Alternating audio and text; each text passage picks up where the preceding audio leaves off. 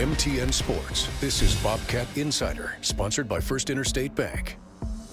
Welcome into the Bobcat Insider. Grace Lawrence here with Keaton Galogli. And Keaton, we've made it. The teams have made it through that grueling stretch to end the season. 3 games, 5 days, but both ending on a high note, sweeping Weber State on Monday night. Yeah, and much needed. And so now we are locked and ready to go for the Big Sky Tournament. The women are the 4 seed, taking on Northern Colorado on Monday, tipping at noon. The men are the 5 seed. They get a rematch with Weber State. That game tips at 5:30. And for the women, big time, much needed bounce back against Weber after that soul-crushing loss against Eastern. Definitely. And you saw the gas kind of run out against Idaho on Thursday, so I felt it was really good to see them come in, getting the senior day juice with Taylor, with Caitlin, with Maddie. Coming into that one, they tie it. They get Louetta on a very hard shot, something you kind of want to end that game, but of course she makes it. They become the regular season champs, and they steal senior day. Never like to see that as the home team. No, and that was 2 dramatic games between Montana State and Eastern, and the road team did win both, so the Cats split with the top seed.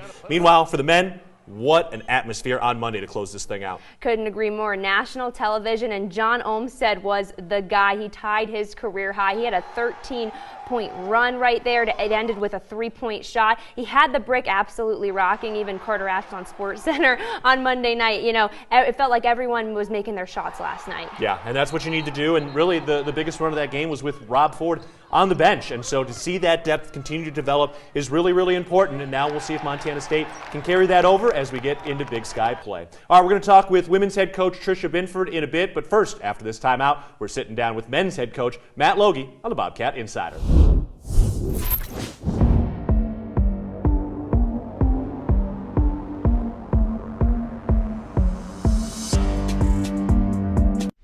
Welcome back to Bobcat Insider, sponsored by First Interstate Bank.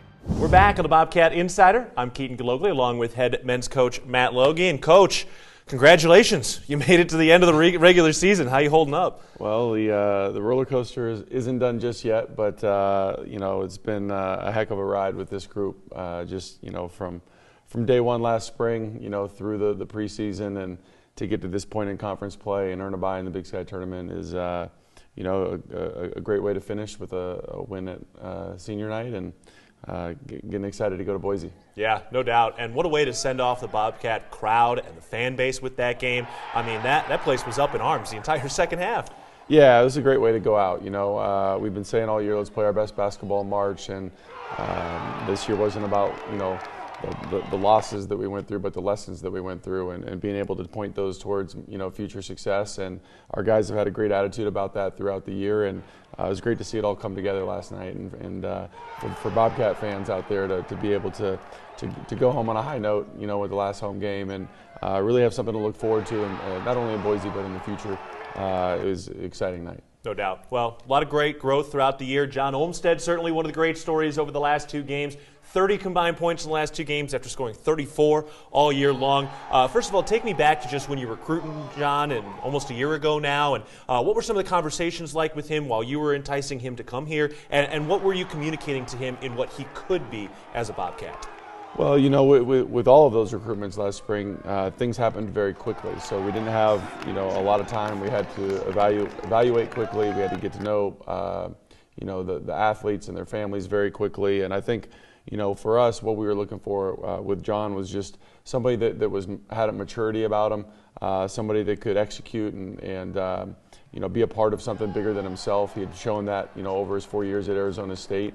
But also somebody that had a little meat left on the bone, and something that, a hunger to prove himself a little bit more. And he's done a great job of sticking to the process and preparing himself day in and day out. And, this last couple of weeks has gotten more opportunity, and it was great to see him break through. Yeah, a lot of fun to watch. And, he was making an impact even before he got out on the floor. He was talking about how much he was working with Sam Lekalot before Lekalot had his breakout. Even before he got on the floor, what were you seeing in his impact and how he was helping to raise the bar for his teammates? Well, he's just a great teammate.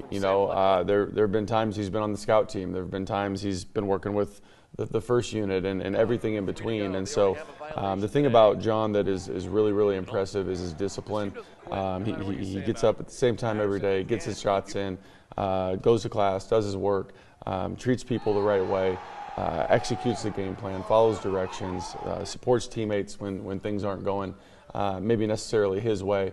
And it's everything that you want in a teammate. And for somebody like that to have the moment that he had last night, you could see the joy on his teammates' face for him, and that was really special. Right, it was not just a moment, it was moment after moment after moment in the really game-deciding run. He scored 13 consecutive points, and this was all with Rob Ford on the floor or off the floor, so he was on the bench for that long stretch of time. Tell me about what was just working in that long stretch while John Olmsted capped his 13-0 run with that three at the end. Well, it's a team effort. I thought our guys did a really good job of spacing the floor. Eddie Turner was finding him on the ball screen opportunities that we had.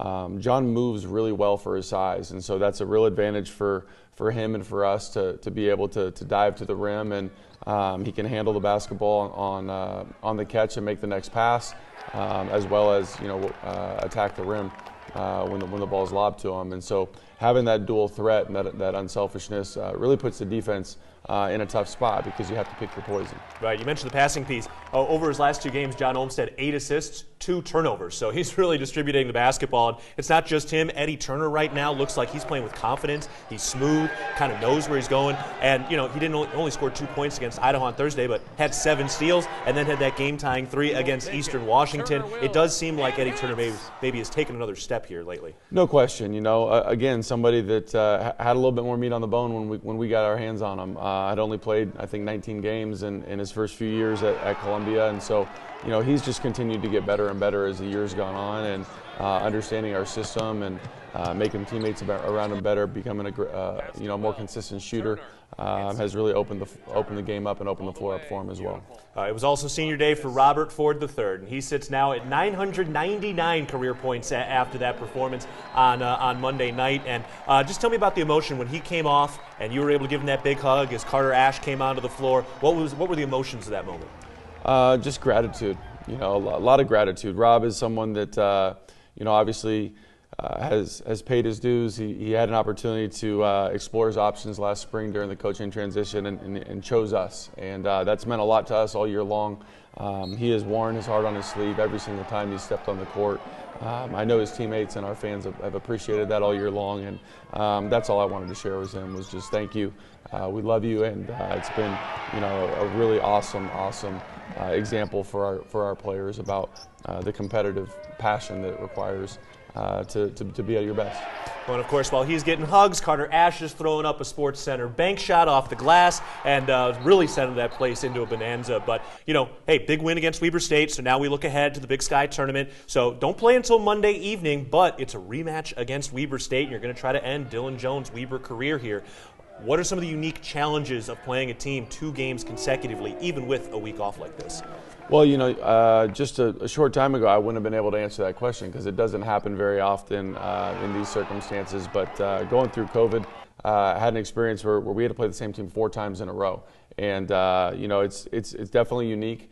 There's a cat and mouse game involved in terms of the X's and O's and making adjustments, and obviously with just 1 game left out of that back-to-back, trying to anticipate what their adjustments might be and be 1 step ahead of that curve is part of the challenge. But the other part of the challenge is focusing on yourself and what makes the Montana State Bobcats at their best, and really making sure that we go into Boise with that end in mind. So here we go. We play on Monday after 3 games in 5 days, a grueling stretch. But now, you do have a week between games, travel out to Boise on Saturday. But overall, how do you plan to use this week to get the guys both rested and ready to go? Because they're playing some good basketball right now. Yeah, we want to keep that edge.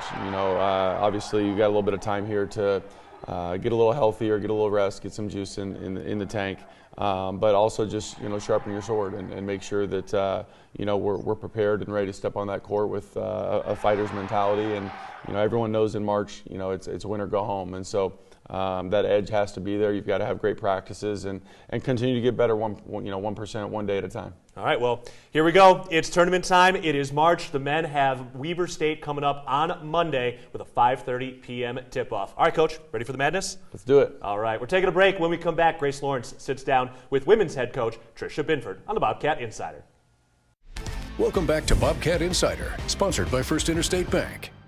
Welcome back into the Bobcat Insider. Grace Lawrence here with head coach Tricia Binford. We've made it. It's the end of the regular season. How are you and the team feeling? We're doing great, Grace. It'll be nice to have a couple days off. Yes, definitely. You guys secured the 4 seed last night with your win over Weber State. Getting into this grueling stretch, to end the regular season. 3 games, 5 days. How's the team holding up when it came to that final stretch? Well, I think you feel those things, right? Especially this time of year, and it's a lot of games in a very short period of time. And I think there's some plays and some things that we watch back. We're like, oh yeah, that's showing. But at the same time, everybody's going through the grind, and that's where it shows a lot of mental toughness to finish that out. And fortunately, with the change in the Big Sky tournament format, there's going to be a few extra days until we play that first game. For sure, getting into this 3-game stretch that you guys just ended. Tough loss to Idaho. It looked like the team was a little bit tired after that loss, but came out with a lot of energy against Eastern on Saturday. So I'm curious what the conversation kind of was in between that day, getting the team prepared for that final game in the Brick. Yeah, I mean, that's a great takeaway. How do we look so tired on Thursday and then come back on Saturday and have tremendous energy? And I think they just had to create it. A part of that was probably senior day. I think some of it was coming off of a really tough loss, but we did look fatigued on Thursday, and I thought we bounced back extremely well and showed the fight that we have on the defensive end and gave ourselves a really good chance, and just didn't have a couple shots fall our way. Getting into that end of the game, I know it was a heartbreaking loss on senior day. Take me to the end of the game through your eyes. Well, yeah, I'm like back and forth. Want to credit our crowd. They had a couple chances to hit some free throws and separate a little bit more, and I thought the noise impacted some free throws down the stretch, and so we just kept having some opportunities, and very similar as it was at Eastern. We just kept staying in the game with our defense and had a couple shots, and that last possession, we knew it was going to Loetta. I even told the coaches as we're going through the line, I'm like, man, I wish I would love to have that last possession over again. At their place, we actually showed zone to try to get the ball out of her hands, force somebody else to take that shot, and certainly did not make that decision this time around. And we definitely contested it well. It's just she's playing like an MVP. She's their clutch kid in those moments. And so, the night that they played the Grizz, I know Buckley hit that shot, but during that game, it just felt like whoever's going to have the last possession is probably going to finish this game off. Definitely getting into that game. Talking about Ella Johnson, one of your freshmen, she came back a couple weeks ago after an injury, but she's hit 2 big threes back-to-back in those games. How have you seen her develop? Because that felt like a big 3-pointer going into the half against Eastern. Well, it did, and that's something we took away from Thursday's game. Idaho really collapsed off majority of our kids. They focused on a couple of our shooters, and so we were really second-guessing a lot of open shots that game.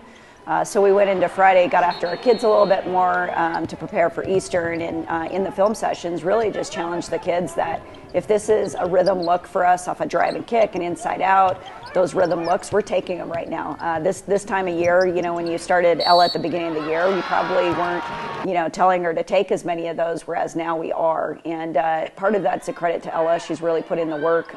She's got a really good looking shot.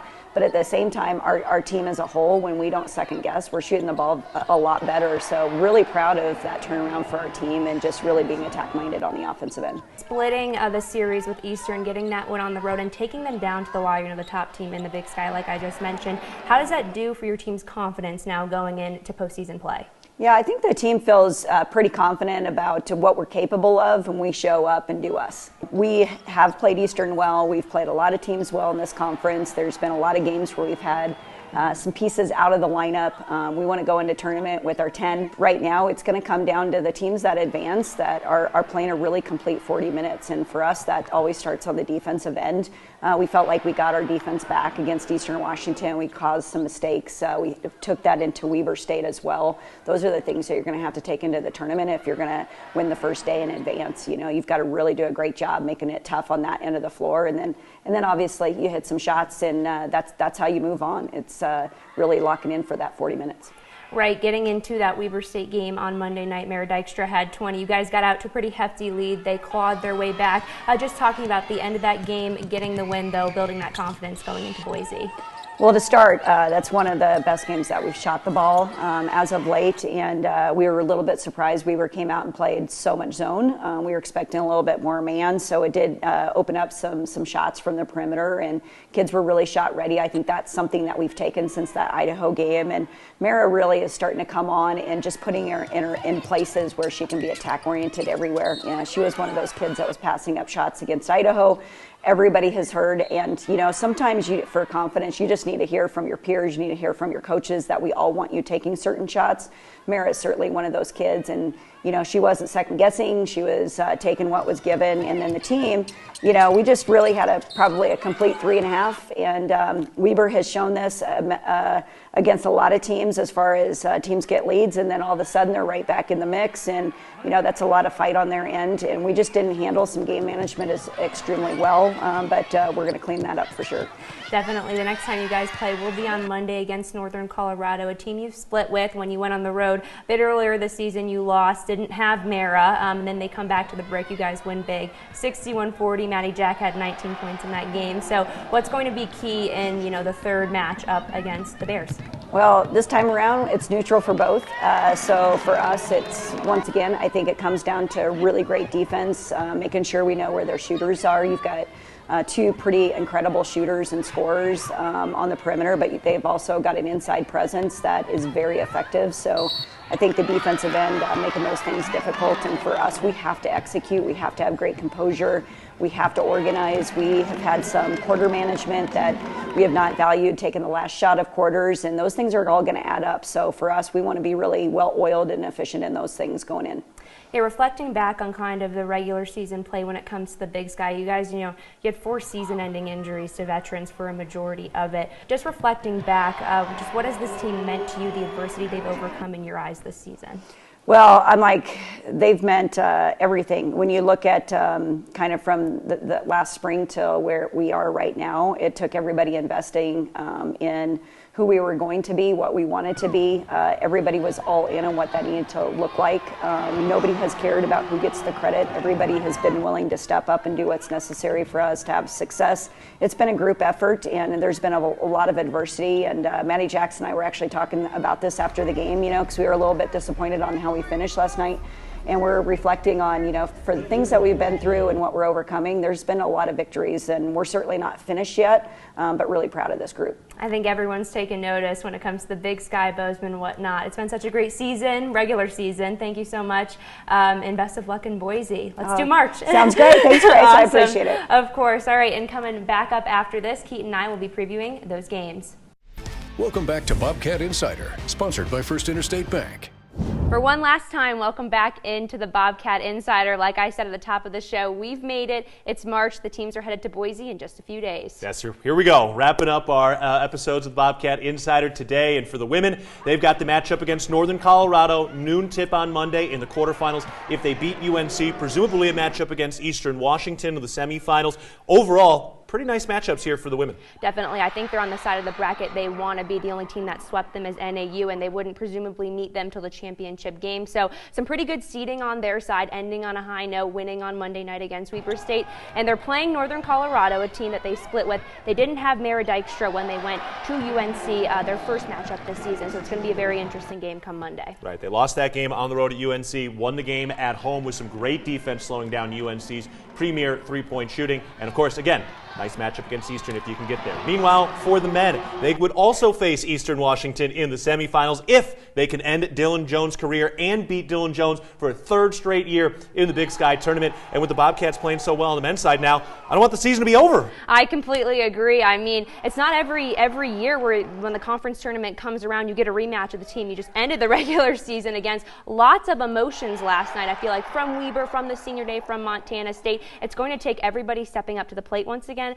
I think, you have players like John Olmstead stepping up, Tyler Patterson shooting very well from the three-point line. It's going to take a whole team effort to end Dylan Jones' career at Weber. No doubt. And Jed Miller had a couple of big shots last night as well. He even had multiple rebounds, some assists, played some great defense, had a big steal against Dylan Jones as well. So the depth is coming along for the men, and hopefully they get more than one game and they get the opportunity to move on when they get to Boise. Women tip at noon, men tip at 5:30 p.m. on Monday. Grace, this has been great. It has. I'm so grateful grateful to be doing the show with you every week, and it's been a fun run. Let's do March. Ditto. All right, thank you for tuning in all season long, and that wraps up this season's edition of the Bobcat Insider.